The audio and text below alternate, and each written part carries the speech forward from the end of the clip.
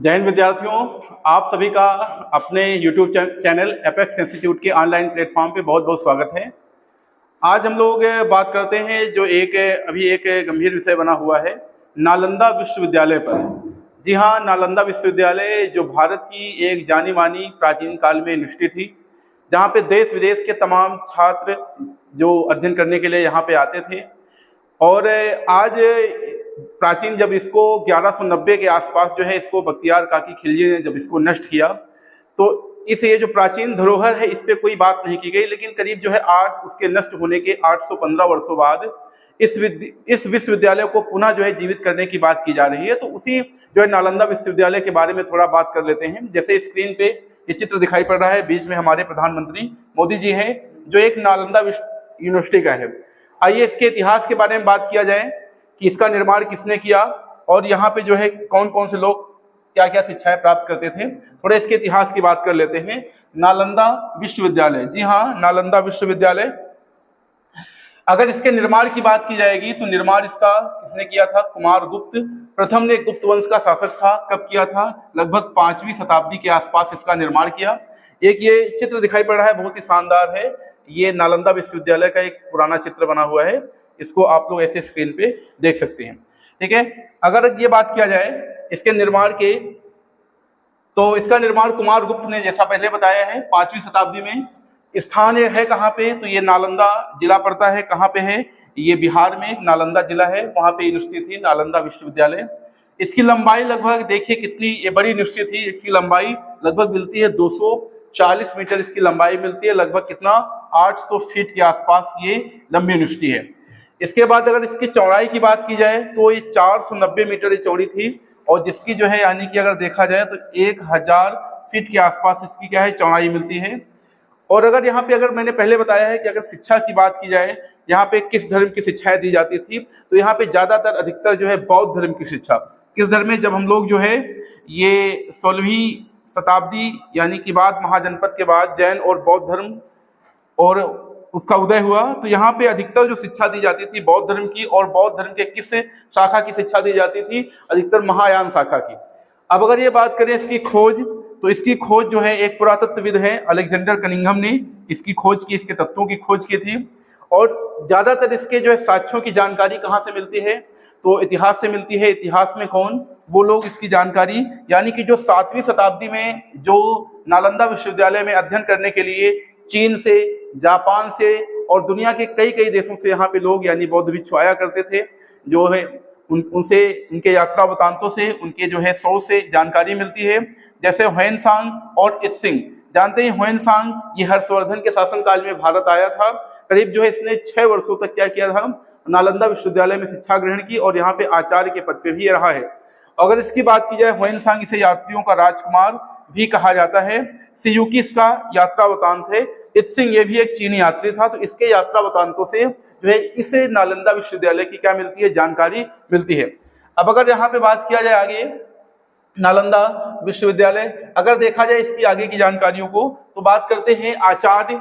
यहाँ पे कौन कौन आचार्य थे जो शिक्षा दीक्षा देने का कार्य करते थे?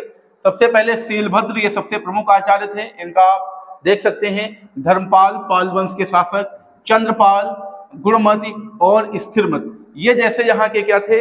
ये बहुत ही योग्य क्या थे? आचार्य थे जो शिक्षाओं को देते थे। इसके बाद अगर यहाँ पे प्रवेश के नियम की बात की जाए, जैसे आज भी बौद्ध धर्म में प्रवेश के लिए जो है 2-3 नियम को कठिनता से पालन किया जाता है। कैसे बौद्ध भिक्षुओं को संघ में प्रवेश दिया जाता है, तो बिल्कुल यहाँ से कड़ाई से नियमों का पालन करना होता था, तभी इस यूनिवर्सिटी में क्या है विश्वविद्यालय में प्रवेश मिल सकता था। तो इसमें लिखा हुआ है कि 3 कठिन जो है परीक्षा स्तरों को क्या करना होता था? उत्तीर्ण करना होता था। अब अगर बात किया जाए यहाँ के अध्यापन की पद्धति की बात करें, कैसे जो है अध्यापन पठन पाठन का कार्य होता था, तो यहाँ पे मौखिक व्याख्यान के माध्यम से ज्यादातर ये कक्षाएं यहाँ पे सुचारू रूप से चलती थी। जो है आचार्य क्या करते थे? अपने छात्रों को, बौद्ध भिक्षुओं को जो है किस माध्यम से? मौखिक माध्यम से जो है यहाँ पे ज्ञान देते थे। अगर ये बात करें कि अध्ययन के सोर्स क्या थे इस यूनिवर्सिटी के, तो जैसे वेद हो गया, वेद, वेदांत, सांख्य दर्शन, ज्योतिष, खगोल शास्त्र, योग शास्त्र, चिकित्सा शास्त्र। और अगर खगोल शास्त्र की बात की जाए तो ये है जो है ये मुख्य रूप से यहाँ पे शिक्षा का विषय था। तो ये जो है अध्ययन के विषय हैं। ठीक है। आज भी जो इन दर्शनों का जो है आज हम प्रकांड देखते हैं बना हुआ है। जैसे हम लोग क्या है कि आज के दौर में भी हम अपने अस्तित्व को भूल करके हम लोग क्या है पश्चिमी विश्वविद्यालयों में पश्चिमी जो है शिक्षा को बेहतर मानते हैं, लेकिन जो है पश्चिमी हो या विश्व के तमाम देश के जो है लोग यहाँ पे शिक्षा दीक्षा देने के लिए आते थे। तो अपनी चीज़ों को जो है अपने स्मारकों को अपने विश्वविद्यालयों को फिर से बनाने की जरूरत है।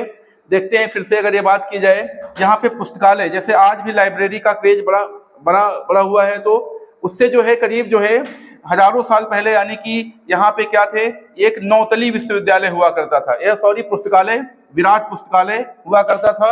लगभग जो है 3 लाख, देखिए कितना बड़ा आंकड़ा है, 3 लाख से अधिक पुस्तकों का संग्रह इस यूनिवर्सिटी में यहाँ पे विश्वविद्यालय में यानी कि विश्वविद्यालय के पुस्तकालय में मिलता था। और ये पुस्तकालय है रत्नरंजक, रत्नोदय, रत्न सागर, ये जैसे जो है इमारतों में ये मिलता है। अगर आगे बात किया जाए यहाँ के छात्रावास, अगर देखा जाए छात्रावास की बात की जाए, छात्रावास में लगभग 300 कक्ष थे। समझ सकते हैं कितनी बड़ी ये जो है यूनिवर्सिटी रही होगी, जिसमें जो है 1 या 2 बौद्ध भिक्षु एक साथ रहते थे। एक रह सकते थे, अधिकतम 2 रह सकते थे एक साथ एक कमरे में। अगर ये कहा जाए कि जो है छात्रों का जो बौद्ध भिक्षु थे इनका आर्थिक आधार क्या था, तो क्या था, इनको शिक्षा दिया जाता था, शिक्षा के साथ भोजन, वस्त्र, औषधि ये विश्वविद्यालय परिसर ही करता था और इसके लिए निःशुल्क सुविधा की व्यवस्था थी। यहाँ पे किसी प्रकार का कोई शुल्क नहीं लिया जाता था। अगर सबसे महत्वपूर्ण बात है इसका निर्माण, अगर देखा जाए इस नालंदा विश्वविद्यालय का निर्माण की अगर बात की जाए तो इसका निर्माण जो हुआ है लाल पत्थरों से हुआ है, जैसे पहले हम लोगों ने इस आकृति को दिखाया हुआ है। और यहाँ पे जो है चैत्य और विहार के जो है प्रमाण यहाँ पे मिलते हैं। जैसे आज भी हम लोग प्राचीन काल में पढ़ते हैं चैत्य होते क्या थे, ये चैत्य क्या थे, ये पूजा स्थल होते थे।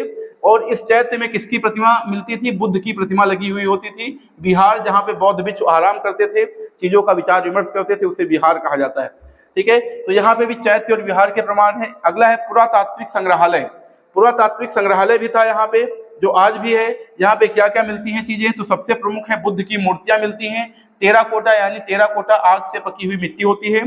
तांबे की प्लेट, अभिलेख, सिक्के, तमाम प्रकार के यहाँ पे पुरातात्विक चीजें मिलती हैं, जिससे उस विश्वविद्यालय के प्रमाण की जानकारी प्राप्त की जा सकती है। अब आखिरी में एक चीज और देख लेते हैं हम लोग। यहाँ पे अगर बात किया जाए इसका पुनर्जीवन का प्रयास, इतनी बड़ी यूनिवर्सिटी नष्ट हो गई, ठीक है, इसके पुनर्जीवन की बात चली, तो अगर देखा जाए तो यूनेस्को विश्व धरोहर में इसको शामिल करने की बात कही गई। साथ साथ में जो है यहाँ पे 7 आश्चर्यों में भी इसको जो है ये नालंदा विश्वविद्यालय को स्थान दिया गया। इसमें 6 और कौन कौन से हैं, जैसे कोणार्क मंदिर है, मीनाक्षी मदुरै तमिलनाडु का मंदिर, खजुराहो मध्य प्रदेश में जो ये कामुक आकृतियां आती हैं चंदेल शासकों के द्वारा बनवाई गई, लाल किला, धौलावीरा गुजरात का स्थल है, जैसलमेर दुर्ग है। तो 6 ये हैं और नालंदा विश्वविद्यालय को 7 आश्चर्यों में इसको भारत में शामिल किया गया। अगर ये अब सबसे महत्वपूर्ण है इसके पतन की अगर बात की जाए, इसका पतन कैसे हुआ, तो एक तुर्की शासक है, जानते हैं कौन था, बख्तियार काकी खिलजी।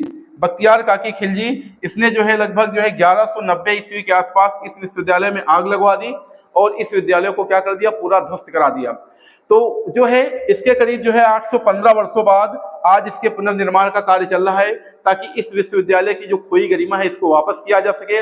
और जो है जैसे पहले की भांति जो शिक्षा दीक्षा का कार्य होता था, इस तरह के विश्वविद्यालयों में दोबारा जो है यहाँ पे शिक्षा दीक्षा दी जा सके, ताकि जो है अपने यहाँ का पर्यटन तो बढ़े ही, साथ साथ भारत का गौरव और ऊंचा हो सके। धन्यवाद।